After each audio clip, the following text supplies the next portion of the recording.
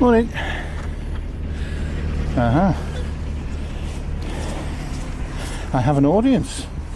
You certainly do. Yeah.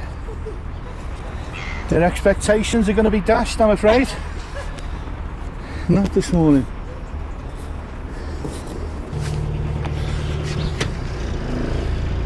Right. We are off.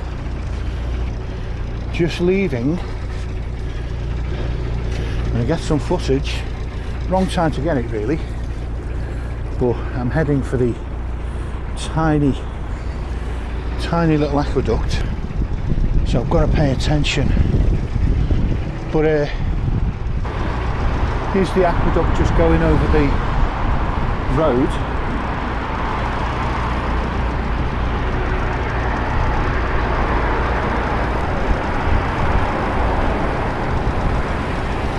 And we are going that way. So time to get some revs on. And actually get some gloves on as well, because it's a bit nippy. What a lovely basin that is. Whew, right. It's not. I was going to do big spiel. First things first. Never mind the basin. Where the hell are we going? What's going on? I cannot resist that stupid cockney, can I? Right. Do you know what? Stress. Let's deal with the stress. Ow! By burning me bloody lips off. Anyway, where was I? Right. I'm going politely slow, and I would have thought a bow would have, in recognition of my politeness, would have been the least they could have done, but not so. So disappointing, but you know, I'll live. Morning.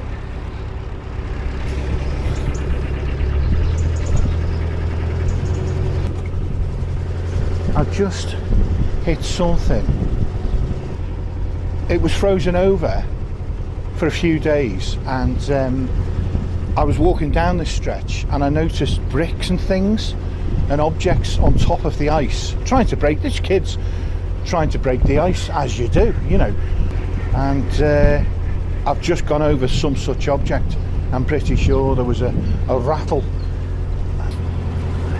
No harm seems to have been done. Do you know what, touch wood? See, I'm literally taking the glove off. That's how superstitious I'm getting. Because you just don't want hassle of that type. I mean, you don't want hassle of any type, really. But you don't want hassle of broken things, the boat being broken. Not in winter. You know, I mean, it's bad enough in summer. But in winter, things getting broken has got a whole, you know, sinister aspect to it. Of how do I keep warm? Is it the electrics? Have I got light? It's just, it becomes a real sort of, there's a psychological element to it, which, you know, I'm ill-equipped for, if I'm being honest. So, very healthy duck population in the basin there, obviously fed regularly by the locals. I must confess, I didn't feed them, right? I meant to feed them yesterday because it was my last day. But what happens is, if you've got a massive duck population, that's what that noise happens. But it happens in the middle of the night as well. I tend not to feed them until the day I leave.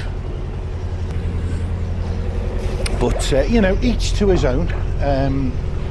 That's just my own particular and slightly odd take on it. Right, yeah, to business, right. A heat of gloves, by the way. Sorry to interrupt business again, but heat of gloves. So today will be a day of trial and, I was going to say trial and combat. We're taking on the Bosley flight. It's like Mount Everest. You don't say I conquered it. You just say I climbed it. So we're attempting the Bosley flight, which is a couple of miles to the northeast of Congleton. And so the plan, right, Dave has gone on ahead a bit too long on ahead, actually, a bit too far, because I took a while sorting out the cameras. We are working our way through the northern end of Congleton. It's a little bit tight down there, but you know, not too bad, not too bad. I was going to film upwards and the walls and the... So yeah, oh no! I turned. Disappointing, but predictable. So this is what it looks like from underneath. This is a busy main road that runs through Congleton. So yeah, we're taking on the Bosley flight, and we have a difference of opinion amongst the fleet as to the best way to manage it. Now, it's far too boring to explain, so obviously I'm going to try and explain it. You know the way this works, you know what I mean? So sorry, I think I got a little bit of cold when everything was in a little bit of a hurry this morning.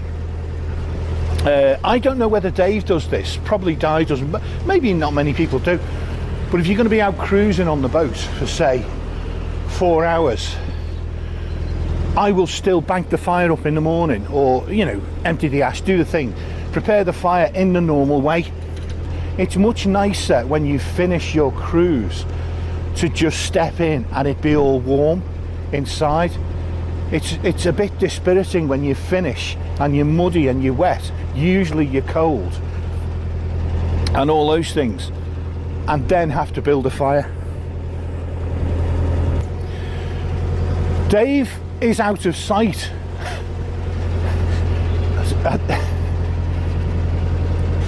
That expression will be forever associated with like 60s or 70s hippies. He's out of sight, man. He's literally out of sight, up ahead.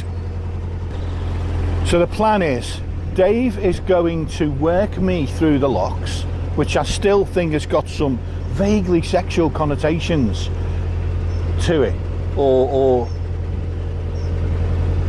I don't know, but Dave's going to work me through the locks. You've got to get your amusement where you can. Dave's going to get me through the locks, and then we're going to get to I'm going to get to the top. We will get to it. You know, I've only had one coffee, so there's no excuse for the babbling. My boat will get to the top with his help, and I won't get off the boat. This is the beauty of it. That's the nice part of the plan, right? The nasty part of the plan is that then I'll park the boat up, and I will walk back down and get Dave's boat through. So I'll work all the locks and he'll stay on his boat. Ow! But what is interesting, right, is up ahead I can see the Pennines. But I think I could manage. What on earth was that? What the hell? Did you hear me jump? What could that have been?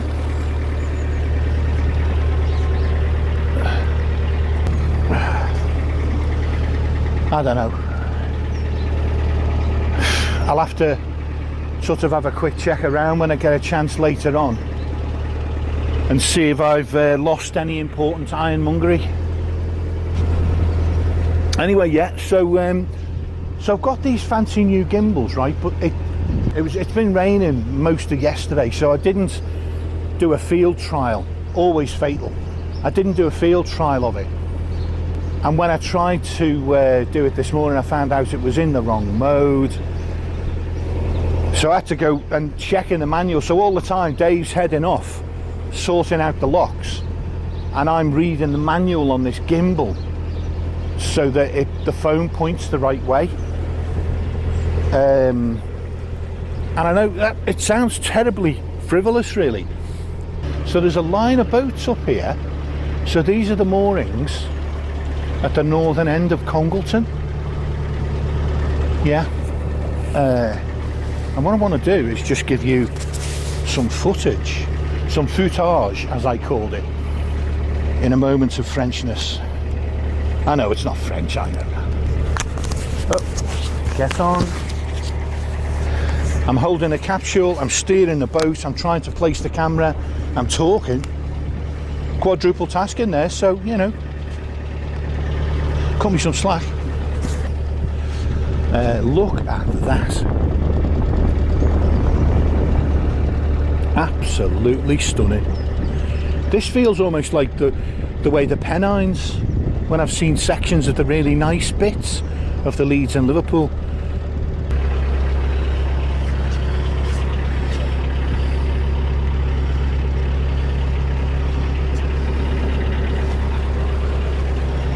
Right, and actually, I'm still in bloody tick over from passing those boats. So let's put the hammer down a bit here. What Dave's going to do is he's going to get the first lock ready. So by the time I get there, it'll be open and I'll sail straight in. Right, great idea, you're thinking, and I agree. But Dave's boat is, I think, faster than mine. So he could be half an hour ahead of me. Now what that means is he will start working on the locks, emptying them, getting them ready for me to go through. And when I think I'm going to arrive, I'll text him. So if he's up 2 or 3 locks on, he'll come back down. You see? I've got, honestly, the gear is getting ridiculous, to be honest. Now, it is getting a bit silly, all this vlogging gear, but I feel like it will help. So let me explain. So the gear. So let me talk you through it. So there's the usual action cam, you know, which is essential really for much of my sort of undercover work in shops and museums and things. I'm doing locks because you can see, you know. So anyway, I love it. I don't love it. So we got the action cam, right? Great. What we've also got, right, is this little thing here.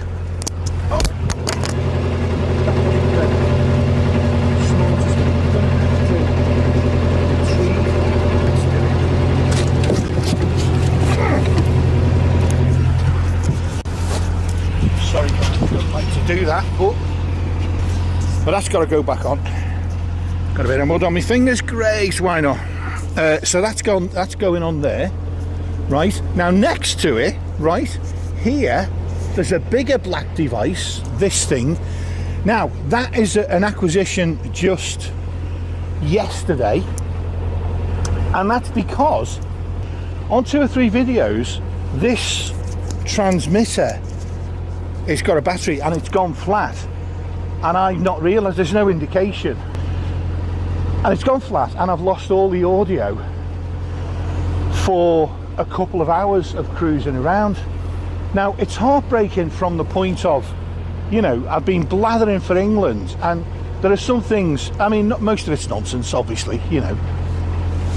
I'm not even going to try and deny that, but there are some interesting features I point out which I want to remember when I look back. Yeah, I got a gimbal for the front and I decided to put it on the back for reasons that genuinely are too dull to explain. So now I've got a gimbal at either end.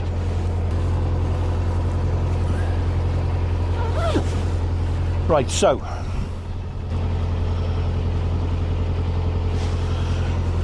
let us see where we are at. Let's answer the all-important question. Where aren't we? Do you know we're nowhere is the answer. We've not done much. We've done a mile as the crow flies, but with a big loop we've done at most 1.5 miles. So it's still a good hour to go before we get to the locks. And the reason I want to know when I'm going to arrive so I can send Dave a text, you know, with an estimated time of arrival.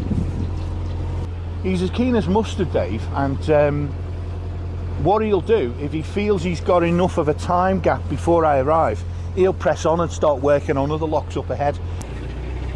Do you know, I need to get away from the bank here. I've kind of drifted over to the left, not paying attention, into sort of the weeds. That used to be a thing in meetings. This discussion has gone into the weeds, or before we get into the weeds about it. And you know, it was seen as a negative thing. Getting into the weeds was seen as a negative thing. But you know, an opposite sort of phrase, the devil's in the detail with most of these things. And I don't even know why I'm saying all this. It wasn't even, do you know what, it wasn't remotely interesting when I first thought of mentioning it, and it's getting more boring as I'm going on. So I think we can just I'm getting into the weeds, to be honest, about getting into the weeds, and I feel like that's too much even for me. So I think I'll proceed. I've clearly got nothing of any interest to say. I'll proceed in silence.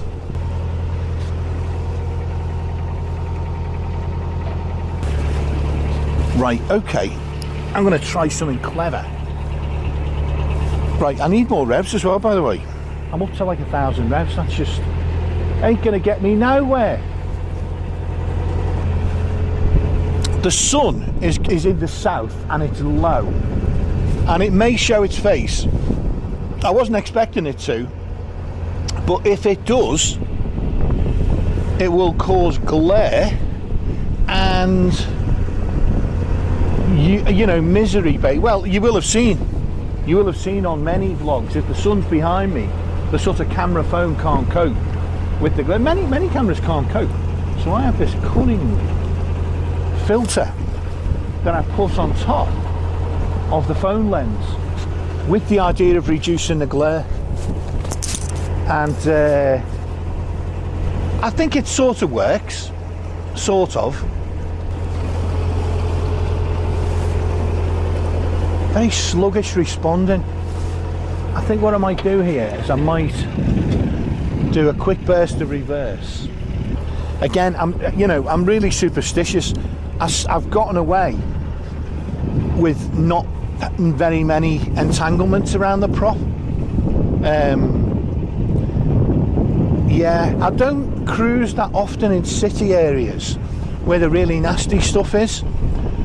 But it's at least one area, again, touching wood, where I seem to be quite fortunate compared to many boaters. Again, for some reason I find myself doing not much over 1,000 RPM, and it's been ages since we passed a boat, so I don't know why that is. Let's go to 13. This boat goes up to 13. Yeah, so the thermocup, brilliant thing, gotta say, impressed. It's a bit dribbly.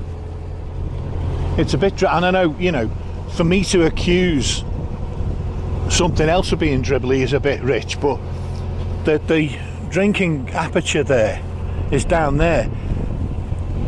Yeah, and that allows the air, this up and down lid, closes it, and also, why am I saying this? You couldn't care less. You could not care less about the workings of a thermocup. How can I imagine you are as invested in this device, in this utensil, this creation? You just don't care, and I don't blame you. I think I'm struggling for interesting things to say today. And I know the obvious riposte is, what do you mean today? You know, today, like you're not doing that all the time. I'm struggling to think of things to say. It's just a beautiful area. not such a fantastic day. Look, it's not raining, you know.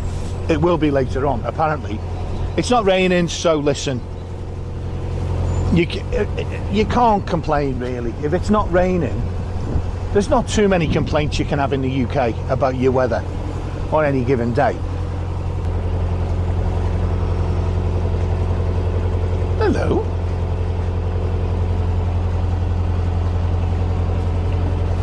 Morning.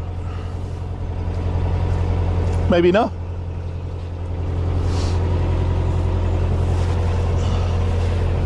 Well, that was a strange one.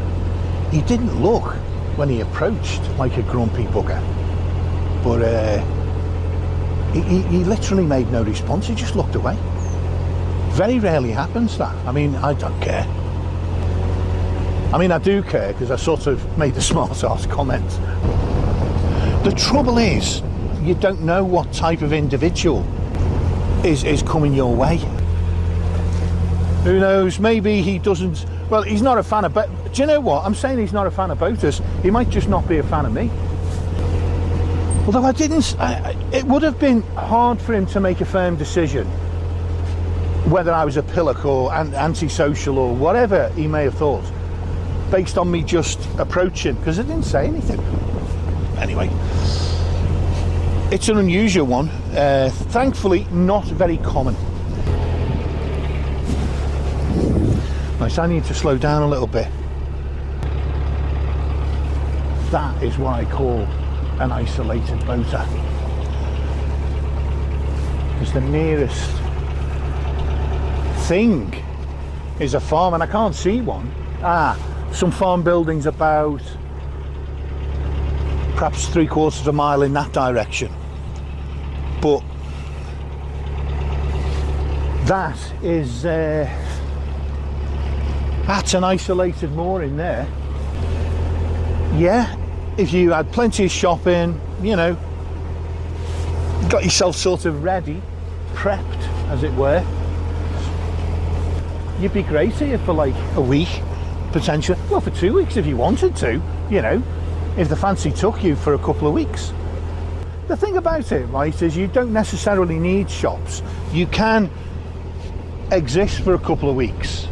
Generally a water tank will run out, depending how much you use it. You know, if you're heading for a spot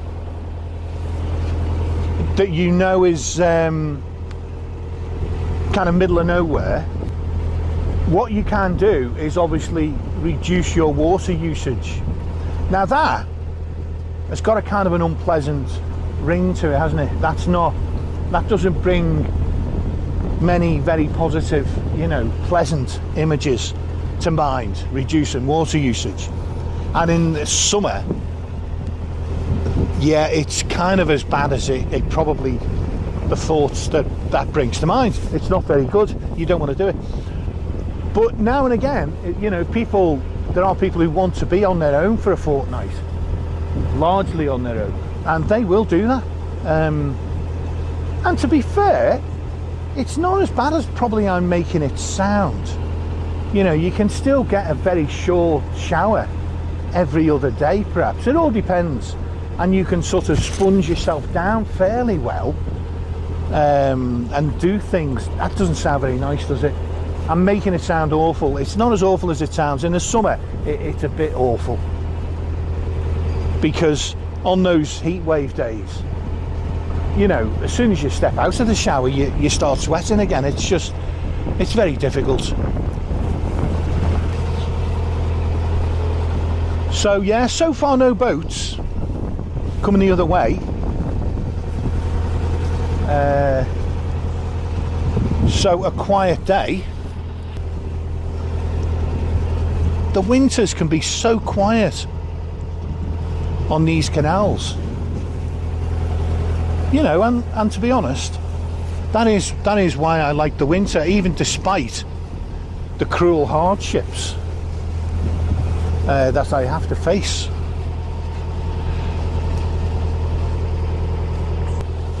I'm going to take the revs off in a moment, because there's a boat. We're approaching a boat.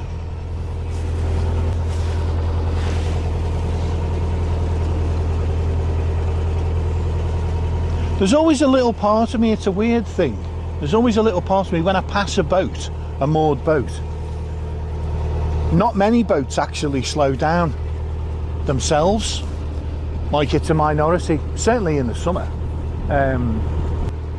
It does occur to me as I go past these boats and I slow down myself. I wonder if they're the type who whiz past, because 50% of them do. So as I go past, I can't help thinking, you know, are you one of those who would return this favour? And you never know, unless you keep a register of naughty boats, which I've heard someone say they do. Past these sort of meadows or fields, whatever the proper name is, I never did quite work that out, did I? But past those, I can see some foothills in the distance. As I said, I can see hills on both sides. Don't think the camera will show, but they're definitely there.